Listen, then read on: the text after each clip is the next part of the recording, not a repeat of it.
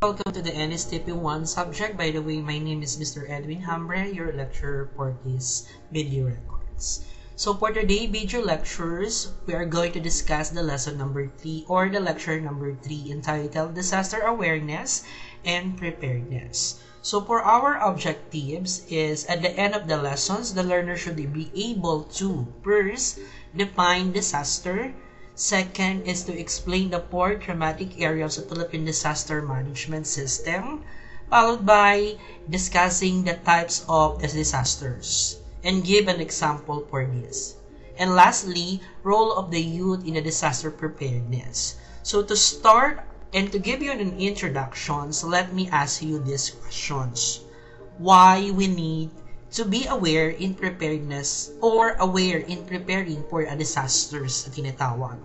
Bakit nga ba natin kailangan aralin o bakit ba kailangan natin paghandaan na tinatawag na disaster? So to give you information why we need to be aware and prepare for a disaster, let me play these video clips to give you an informations and let have the introduction start from this giving the informations. So let's watch the videos.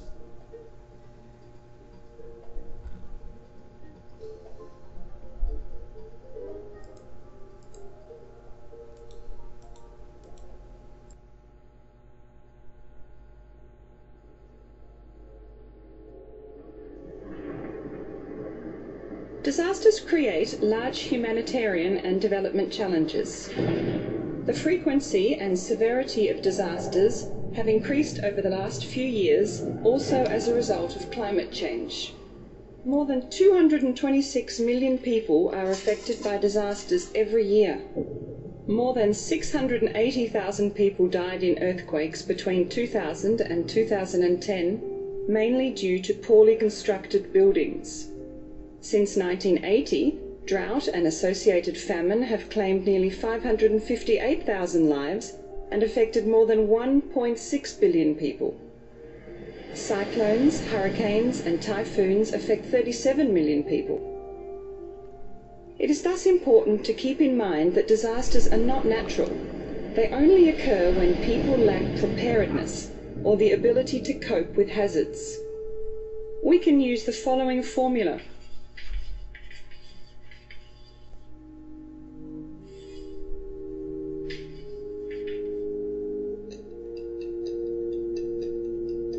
While education systems are greatly affected by disasters, they are also part of the solution.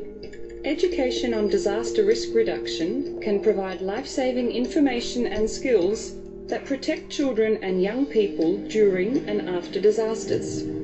Education has a vital role to play in preparing communities and building disaster-resilient societies and safe lives.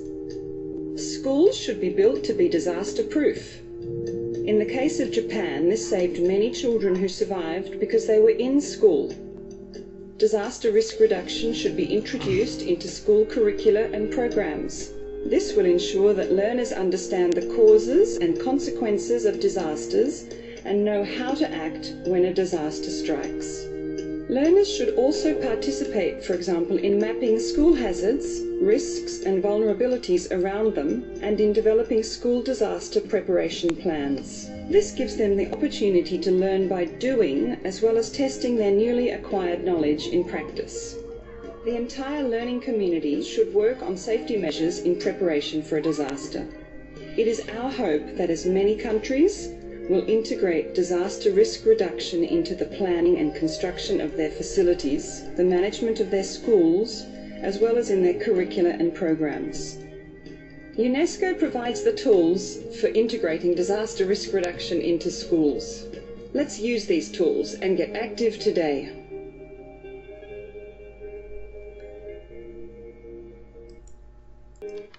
Okay, so as you can see in the video, said it that the educations for disaster preparedness can be provide life-saving and life-sustaining informations and skills that protect particular children's and youth and people during and after the emergency.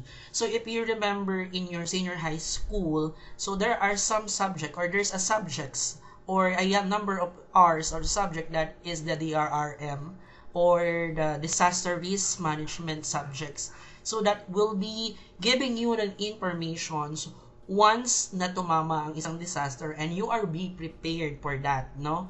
So, education for the disaster, therefore, this is a vital role to play in preparing community and building disaster resilient society and saving lives. So, that is the important why we need to discuss this, the awareness and preparedness. Okay, let's define disaster. What do you mean by disaster? Disaster is a disturbance of abnormal conditions, whether the man-made or natural. So, my dear student, always remember, there are two types of disaster. We have the man-made, which means this is an extreme hazard dose, even that are caused by a human being. So, we can say that this is the type of disaster. It's maybe a result of human intent or sinensya.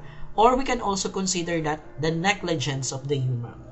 On the other hand, we also have the natural disaster. So natural disaster is a natural event such as floods, earthquake, tsunami, hurricanes, storms that cause greater damage or loss of life. Now, how we can tell if the certain event is already considered as a disaster? It's happened when the community alone cannot manage an emergency resulting from the hazards using their own resources. The community required to external assistance because the damage and the distractions existed, their ability and capability tinatawag. So, matatawag lang po na isang disaster if the community cannot manage the emergency resulting for the hazard using their own resources. Matatawag po siyang disaster. Next is disaster management. It includes the development of the disaster recovery plans for minimizing the risk of disaster recovery plans, for minimizing the risk of the disaster, and for handling them when they do occur, and the implementations of such plan. Usually refers to the management of natural catastrophes such as fire, floodings, and earthquakes. And also, disaster management is a process of effectively preparing for the responding to the disaster. So, dito, nagkakaroon sila ng different strategy in order to lessen the harm that cause of the disaster. And the role of the disaster management group is to plan and organize and implemented the necessary measure to prevent or to minimize and to have the recoveries of the disaster events. That is disaster management.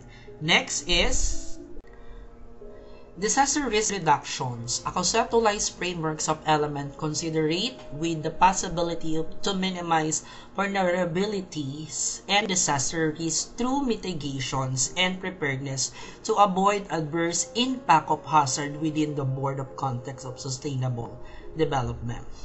The goals of the DRR is to prevent, reduce, and manage residual risks. So this three is the goal of the DRR. Or in short, the disaster risk reductions is aimed to reduce the damage caused by the natural hazard through preventions.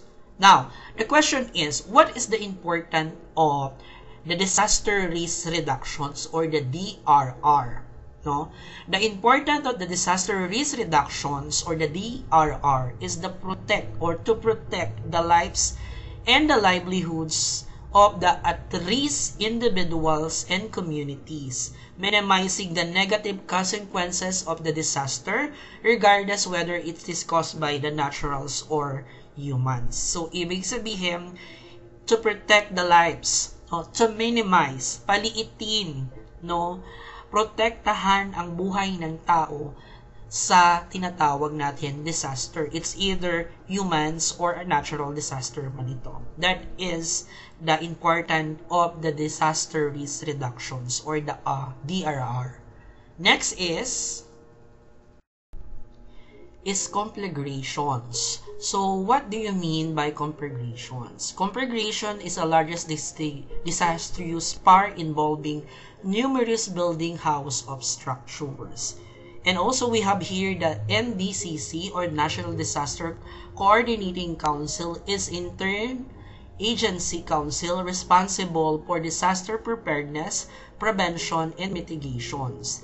The NDCC utilize the facilities and the service of the Office of the Civil Defense as its operating arm in the discharge of its functions. So, NDCC stands for National Disaster Coordinating Council, but however, my dear student, it's already replaced or changed into NDRMC, or the National Disaster Risk Reductions and Management Councils, which is formerly known as the National Disaster Coordinating Council. It's working groups or various government or non-government civil sector and private sector organizing of our governments. That's why kapag meron po tayong natatanggap na text or warning signals in our cell phones, ito po yung kanilang isa sa mga katrabaho nila o ginagawa nila sa trabaho nila. Okay? Nakakatanggap po tayo ng mga warning message, like example, yung pagtaas ng baha or pagkaroon ng earthquake sa ganitong area or yung pagtaas ng signal number 2 or 3 in our storms na tinatawag. That is the warning. And one of the functions of the NDRMC or the National Disaster Risk Reductions Management Councils, no, to message us, to give us a warning, and to protect us to upcoming disasters. So that is the NDCRMC. Now, next is Philippine Disaster Risk Reductions Management Act, or the RA 10121, or the Republic Act that 10121 of the Philippine Disaster Risk Reduction Management Act of 2010, or the DRRM Act, is a law which transformed the Philippine disaster management system for disaster relief and response toward the disaster risk reductions, or the DRR na tinatawag. It's provide for the calamity fund to be used to support disaster risk reductions or mitigation, prevention, and preparedness activity from the potential accuracy of the disaster, not just for the response, but to relief and rehabilitation effort.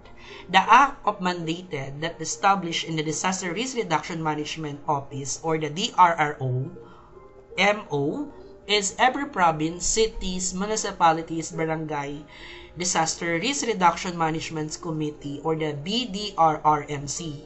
It's every barangay. So it means from that mandated, dahil sa para mapalakas o para magpatibay o patibayin yung tinatawag natin Philippine Disaster Risk Reduction Management, is nagkaroon tayo ng tinatawag natin the DRRM Act. And one of the mandated na sinasabi sa ating the DRRM Act, it's to establish a DRRMO, or the tinatawag natin the Barangay Disaster Risk Reduction Management Committee. So, minamandate po na lahat ng barangay natin ay mayroon dapat committee about the disaster, kasi para ma-inform yung bawat lugar, no, province, cities, municipalities, and barangays if there's some disaster na parating. And if meron man, mapiprevent or tinatawag natin, magkakaroon tayo ng preparedness, no, to minimize the effect or the impact of that disasters. So that is the importance of the Republic Act 10121, or we can say that is the Philippine Disaster Risk Reductions Management Act. Next is Disaster Risk Reductions and Management, or the DRRM, is a system of activities that includes preparedness, mitigations, and recovery. These systems or management is designed to strengthen the community ability to cope and reduce its long-term weaknesses and minimizing the damage of the impact of the disasters. So that is Disaster Risk Reductions Management, or the DRRM. So next is the second part of our discussions,